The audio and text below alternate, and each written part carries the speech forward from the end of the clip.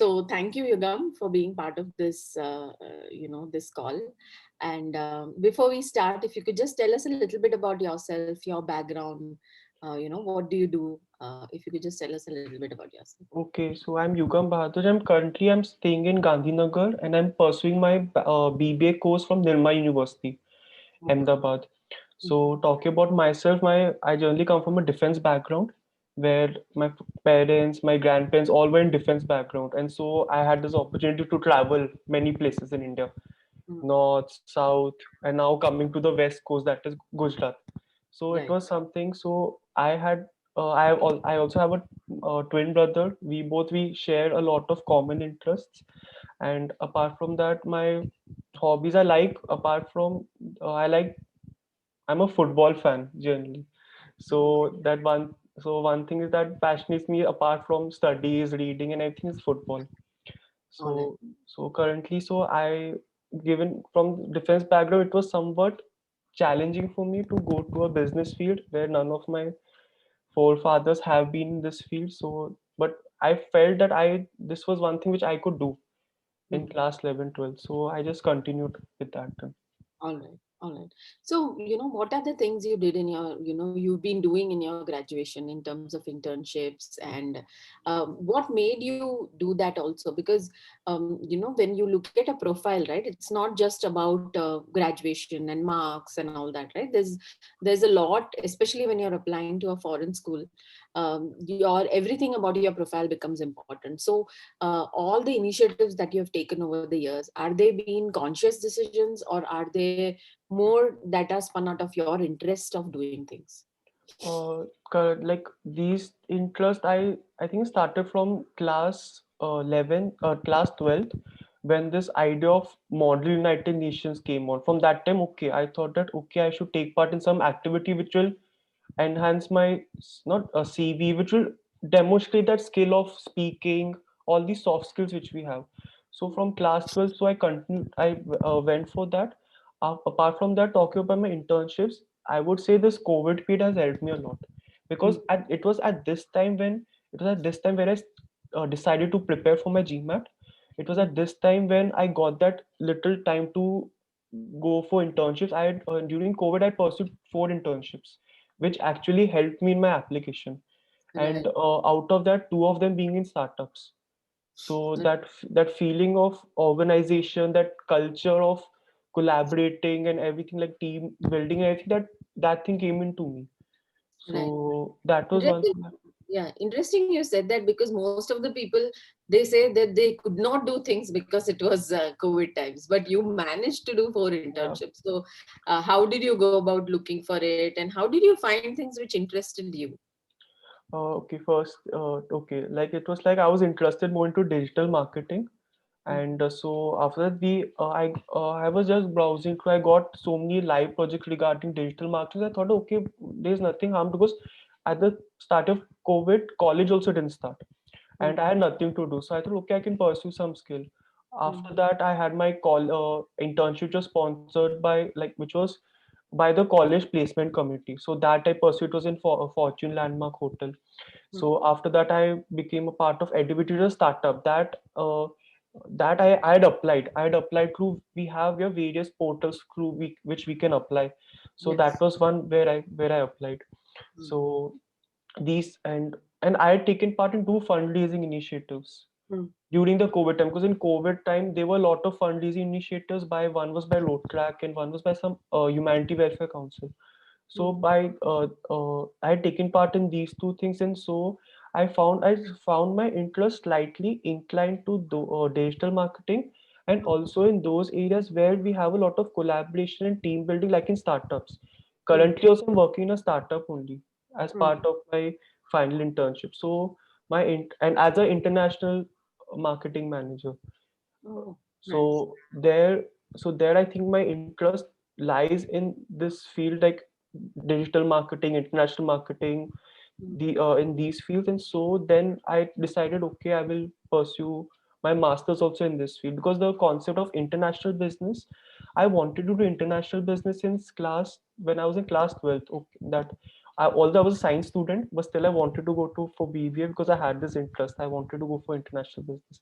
Right. And international business was something that it is very less in that course is not that much popular in India. Hmm. So that's why one thing was that okay, I thought that okay, I would try to apply abroad in my second or third year, and that what made me to apply to Right. go towards this interest. Right. Right. So when did you start preparing for your GMAT? And tell us a little bit about your GMAT journey also. Okay, this is very interesting because when I was in second year, so like all other students, people started enrolling for CAT preparation. Hmm. So I also enrolled in CAT preparation, and so but I felt and this idea came to mind about international business because in India we only have very few colleges that offer international business, Right. and uh, and that too then scope of getting selection, getting admission also becomes less. Correct. So apart from that, I also have had this thing that if you want to pursue international business, you need to get international exposure, Yes. and going to an international B school in your masters will help you in that. So in the month of and this thing started in lockdown only. Like I was preparing till March 2020. I was preparing for CAT. So Mhm. when the lockdown happened, I was returned from Baroda. So I was check. I told my mother. I told my mother, Mama, I want to prepare for GMAT because of the so and so reasons. So she encouraged me to do so. And okay, so after I was just scrolling through the GMAT, like how to prepare and everything. So I saw Crack Verbals uh, advertisement, and Mhm. after I started going to the YouTube videos also. And it was not I have been following Arun sir since I was in class 12th or first year. Okay. The all his YouTube videos, the Mhm. way he was teaching and everything like that, and I was happy with that. So Mhm. I told my mother, okay, I want to apply here. Then my mother encouraged me to go there, and I left my CAT coaching, Mhm. and then I solely focused on my GMAT. So I think I called Likesh sir, and sir explained to me about all the process. So I Mhm. thought from there my journey started. Okay. So, a lot of people, when they start with their whole GMAT preparation, right? So, first of all, they have this big confusion that how is CAT different from GMAT? Now, since you've kind of gone through both, what are your views on that? Like, what do you feel was the major difference between the two tests Okay, in when terms of preparation? yeah, so in terms of preparation, I CAT is more remembering sort of exam. Like in CAT it's like it's more like okay, if you know this answer, so you have to learn a lot of formulas in Right. CAT, especially in the math section. And I've Right. observed that, and I'm not very good at remembering stuff. Mm. So in GMAT, the quant is more logic. It involves more logic. Mm. English also, I would say, like English in GMAT also involves a lot of logic. That Correct. sense came into me when I started preparing for it. Mm. So and talking that same difference is there. Like CAT is uh, GMAT is an adaptive test, and CAT is a CBT test. Mm. So this was one of the difference. And GMAT, I would say, is an exam which actually tests your uh, ability to handle pressure. Mm. Why? Because in exams such as CAT, if you know one answer, if you know one formula, you just apply the formula. But in Mm. GMAT, you have to apply the concept, you have to apply the logic in both the sections. Right. So that thing is what we as managers we have to make those decisions in that time limit. Mm. So that was what differentiated GMAT from CAT. And it was initially it was challenging for me because I Mm. was used to the CAT preparation. So when Mm. shifting from that preparation also it becomes tough. And Right. I had taken my CAT exam also, and in that I felt GMAT verbal is slightly tougher than that of CAT. Mm. So while preparing for GMAT verbal actually helped me in my CAT exam, Mm. which I had taken in 2020. Right, right. Awesome, awesome. So, how did you get started? So, as a student, right, there are so many things. You were doing internships during your lockdown, you were managing your online classes and preparing for GMAT. What was your strategy? And did you like focus on it every day, or did you focus only on weekends? How did you go about it? Okay, so my day was like this. Like since I had during the month of April, May, June, my college had not resumed due to Hmm. COVID. So I Hmm. decided, okay, I will do my internship work in the morning, and Hmm. I would prepare for GMAT in starting from evening because I had taken the crack verbal not the live session. I had taken the on-demand course because I'm comfortable to study at my own time. So I thought that okay, I'll study in the evenings. I watched videos, did the tests and everything. And in the weekends, I tried to go to the tests, GMAT tests. Mm. That because in weekends we don't have internships and internship work. So I thought okay, during weekends I'll try to test myself and see where actually I lied, where actually I lie. And initially, I would say my verbal section was very weak in Mm. CAT also and in GMAT also. So I started with verbal because I was very good in quant. Mm. So I thought, okay, I'll start with verbal section, and actually took me a lot of time to prepare for the verbal section. But I think that time was useful Mm. to Mm. prepare. Like I had spent around 2 months for only verbal section. Okay. So So, yeah, okay. So, quant, you were comfortable because you I were was a very science student also. So, yeah, okay. But you focus more on the verbal section. So, yeah. in verbal also, between CR, SC, and RC, what was your, strength and what was your weakest point? Okay, this is also an interesting one because initially my perception in verbal was like whenever I used to go through GMAT questions, so I felt SC sentence correction was very hard for me. Mm. So I thought, okay, that was the first module I started with. Mm. So I studied sentence correction. Later I found that okay, it is easy. You Mm. have set of rules. Okay, you can apply logic, these all things. So I focused a lot on sentence correction. That my critical reasoning section, it got weak. Mm. So after that, like I became very strong in sentence correction. Like my accuracy went up to 90%, but in critical reasoning it went down to 30%. Mhm. So initially, which the section which I was scared of, that was the section where that was my highest scoring section. So, but now later, because in GMAT we have to score equal, like good proportion of accuracy in Across all all. these across Yeah. all sections. So I thought, okay, so uh, my mentor Srilina ma'am. So I had a session with her. She told me how to actually attempt a CR question because Mm. it's like okay, I read the question, I look at the option. No, we had in GMAT we have a different approach. Right. So ma'am taught me that approach, and then we had 2-3 sessions based on CR only. So Mm. that it made me confident towards CR.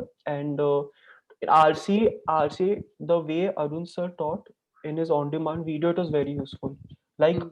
the way this same approach, similar approach, I would say, I applied in CAT also, my Mm. verbal section, and it helped me because I was able to complete all RCs and everything. And in GMAT also, this approach in my GMAT test, I was talking to Srilina ma'am after the exam that I had only uh, 2 minutes and 2 minutes and 3 questions, and that was an RC passage. I had only 2 minutes. And I had to score good because I was very nervous about verbal section. So Mm. when I attempted the arts at that point under that time pressure, I used that method which Arun sir told. We have the skimming, scanning, everything.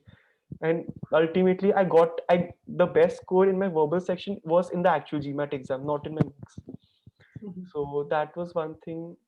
And after the talking about the verbal section, the preparation of GMAT made me more confident towards English language. Right. So that was one thing which I can take positive out of. Right.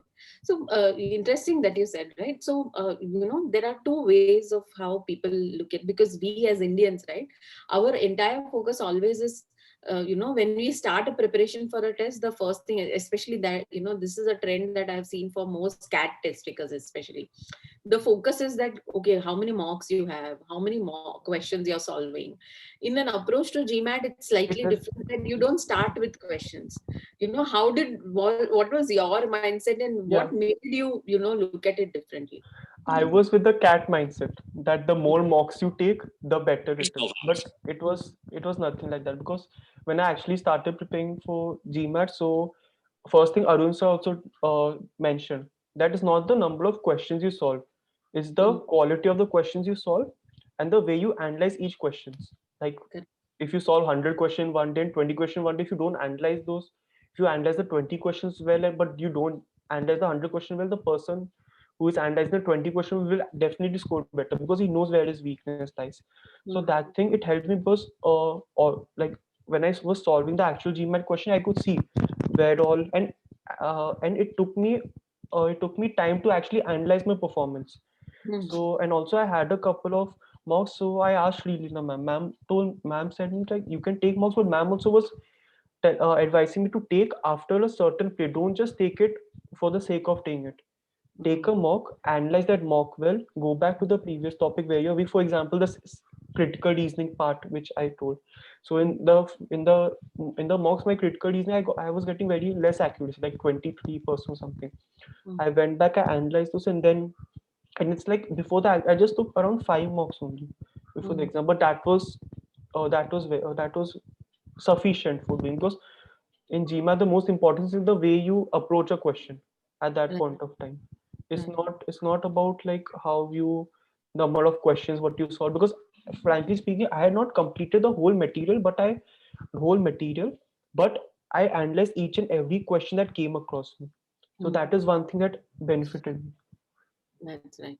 And one thing that always Arun also says is that, you should analyze what is the right question you got and also the question that you Also got the wrong wrong. question, because we all have this thing, okay, we got this answer right, go to the next question. No, but because in a sentence correction question, our reason of eliminating can be different, others reason of elimination can be different. We should look into all the reasons. That might be subject verb agreement or parallelism error. I might eliminate through subject verb agreement, the other person might eliminate through parallelism. That factor we should see, like in the, even if you get the question correct, we have to see where, what was wrong in the other 4 questions that made it wrong.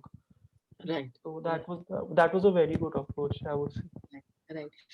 Did you take only one attempt on GMAT, or was there multiple attempts? No, I had taken 2 attempts, but the second attempt had not gone very great, because when after my first attempt I got a good score. So I thought, and I started with my applications with the Crack Verbal team, and so I was mostly engrossed into that although I registered for the second exam, but I didn't prepare a lot for that, and my second attempt didn't go good. So, but because I was very confident that my first attempt went good, with that score I'll be able to apply. Right. Right. Then why did you go for the second attempt then? I had gone for, I thought that in case if I would get a better score, because at that point you don't know, like with a better score, maybe because chances might improve or something like that. We all, as a student doing admissions, we feel this way. Right. And Right. so, I agree. Oh, cool. So how did you go about with the application part then? What kind of research? So you were very clear you wanted to do masters in international business. Why did you choose Crack Verbal as part of the application consulting? Help? uh, because first thing is that I was thinking that okay, my GMAT went good, so I can continue with the Crack Verbal application. But then also the YouTube videos. I've seen a lot of YouTube videos of Crack Verbal. There, the way Arun sir was explaining, like okay, different colleges, what are the application process and everything. Some people might say okay, you can do it common, but each college has a specific criteria, and that I could see what Arun sir was explaining. Mm, So I thought that yes, I can give it a try. I can go with the Crack Verbal applications team, and Shri Leena ma'am was only my mentor, so I was comfortable with her. She knew what were my actual strengths and weaknesses.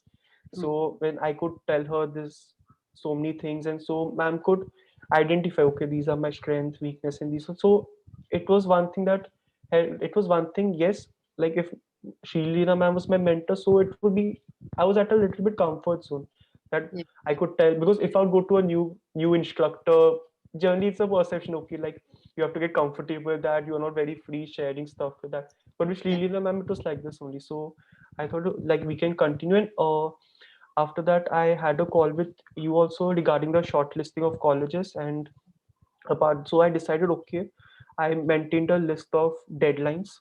Mm, Generally I wanted to apply in round one, because the sooner the better. I just wanted to get free of all stuff and focus on my other aspects. Like before going to a master's college, you have a lot of things to improve, my soft skills, my so many things. I thought this thing I can do in my 6th semester. First, let me get into a good school.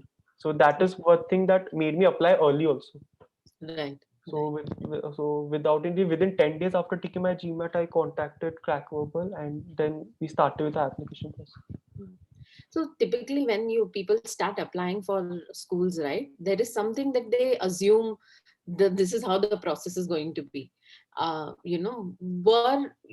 more in terms of, say, for example, when they start the application process, they feel it's just a bunch of essays, right? what was your feeling from you started to when you actually went through that process? Was there a lot of thinking? Was there a lot of introspection? Was there a lot of confusion? And how did you deal with such a situation also? I would say during the application essays part is what actually made me realize why I wanted to do international business, because I had this, okay, I wanted to do international business, but the idea of that why you want to do international business, and that why had to be conveyed to the college. You Hmm. can't just say, okay, I wanted to do international business, so I'm applying there. No, why you wanted to do this international business? So Right. it had a lot of introspection. I had a session with Sheila ma'am, and she gave me some advice on how to go upon some factors. So Hmm. I had brainstorming sessions with her. Apart from that, I had to make the first and second drafts, which I had to sort down points that actually helped influence me in my decision to pursue management, in pursue international business. And as you mentioned, there some people might say सिर्फ ऐसे ही तो लिखना है, but Hmm. it is lot more different, because you have to link everything with what you are doing, what you will be doing in the next year at the college, and linking it to the next 5 years, Right. because those essays shows that you have a clear mind towards what you want to become. Right. So there Right. was a lot of introspection. Like at one point, ma'am even scolded me. Like I had not introspected properly, like regarding my interests and everything like that. And like I was coming up late in these things. Hmm. So when the application deadline was just approaching and we were coming up late with these things, so it was that thing gave me a push. Yes, I have to do it. And after the first application, I got the sense that okay, like this is the process of doing it and everything. But the same fact, different college requires different criterias and the way they look the student whom they are looking for. So Hmm. that thing, it helped me, like it is like based on the college, you frame your essays like this way according to what they want to see in you. Right. Right. Right. So, how many schools did you apply to in total? Okay, okay, let me count. Like I had applied to the ESEC MIM, the ESCP MIM, the ESEC SMIB, the ISAID, IV, uh, IV in Canada, and Bocconi University in Italy. So I think around 6 to 7. 6 to 7. And how many could you convert into interview calls? Okay, I had converted ESCP and ISAID Hmm. for interview calls, Hmm. and the rest I couldn't convert, and in the ESEC MIM I was no I couldn't convert. In the second one I could convert. Okay. Means Okay. So, what was the interview process also? From the time you submitted your application, how long did it take for you to get interview call? okay, like they had specific deadlines. I'm sorry, I also got interview call from Queen's University, Right. the recorded interview process for the Right. second round. Right. So okay, for in the interview part, like they have deadlines that within this date they will release the interview results, Hmm. and the interview process is different from what, like, currently my brother is going through cat interviews. Hmm. So I was asking him how those interviews go on. So Hmm. when he was saying that, I could find that these interviews are different from the Indian interviews. Like Correct. they don't test your knowledge, Hmm. they test your motivation to apply, your, like they try to test whether you know what you are doing, you know what you will be doing in future, and Hmm. how will your current skills and motivation help you to achieve those. Because I had my interviews for ESCP, and in ESCP they asked me questions like why did you and the main the uh, in all the interviews they asked me, being from a defense background, Hmm. why did you choose to go to business? And that answer will, like, for some it might be tricky. For me it was a very straightforward answer. Like, first thing is that seeing my parents in this field, you can see that whether you will be suited for a job or no. And Right. second thing, I had my own health issues, Right. so I had a good answer towards that. And apart from that, they also asked me a lot of other questions, like regarding my motivation, regarding internships, how will the internships help you? Mm. And it was nothing more technical, it was basic to sense your motivation towards the program and to find whether what the candidate shows is actually what they want in an ideal candidate for their program. Right. So this was both the interviews went well, ESCP and ESAID, and I could convert the ESAID call also. I could convert the ESAID call. Okay. Was the interview by the admissions team, part of the people in the admission? Okay. One interview was by the faculty. In the Mm. ESCP one was by two professors, Okay. and the ESAID interview was taken by the one admissions officer. Mm. And while she was taking my interview, she was also documenting stuff in a Mm. notepad, and that notepad would be submitted to the admissions team. All right. All So right. that was little bit I saw, okay, what was different in the ESAID interview process. Mm. Interesting. So, and when did you get to know that you've gotten? Okay, I had for ESAID, I had the idea, and by the before the ESAID result, I already got admit from ESEC in the Okay. ESEC SMIP program. Mhm. So after so I thought, okay, I'll go for ESEC, but still my ESAID interview was nearing. So, and we have this time here to confirm our seat and everything. So within that only we had our ESAID uh, Right. interview. Right. So when I went, the way the interview went, the admission officer gave, like the way she was saying at the last, I had this feeling that I would be selected.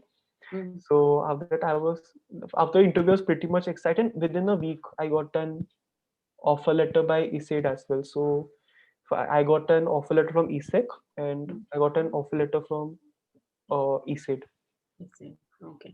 And did you apply specifically for any scholarships, or did you get anything around that? No, for like after getting admission ESEC, I had applied for the Eiffel scholarship, Mm. but I was not shortlisted for that. And currently, I'm trying to apply for the Charpak scholarship.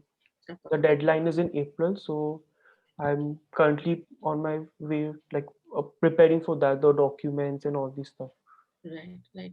And do they have you spoken to any current students, or, what have you understood in terms of internships and all that over there?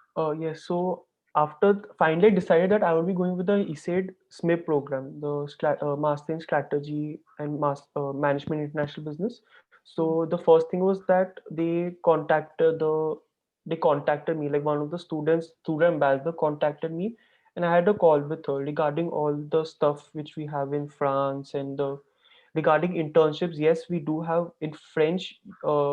In France, we have internships, and it's better that you are well versed with French language Mm. before you go. So in internships also, there you get good internships, and if your internship goes well, you have a chance of landing a good job also there.